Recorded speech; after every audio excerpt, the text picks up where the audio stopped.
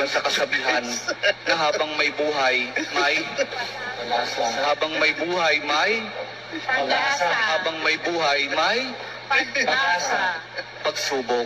Dahil tayo katiwala ng Diyos, binibigyan din niya tayo ng iba't ibang klase ng pagsubok. Kaya po doon sa pagsubok na yon, saka pa lang natin mauunawaan na talagang ang ating buhay ay mayroong, habang may buhay mayroong pagsubok. Habang may buhay may pagsubok, pagbangon. Huwag niyong hayaan na kapag meron kayong pinagdaraan ng pagsubok, ay hindi kayo babangon. Kailangan meron tayong pagsumikap na pagtsatsagaan natin yung ating mga pagsubok na pinagdaraanan. At kapag mayroong pagsubok at mayroong pagbangon, saka pa lang natin mauunawaan na talagang ang ating buhay, na habang may buhay, may pagbangon. Habang may buhay, may pagbangon, pag-ibig.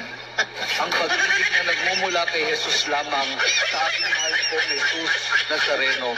Dahil doon, kapag naunawaan natin itong mga bagay na ito, na habang may buhay, may pagsubok, may pagbangon at may pag-ibig na nagmumula lamang kay Jesus, saka pa lang natin mauunawaan at matatanggap na talagang habang may buhay, may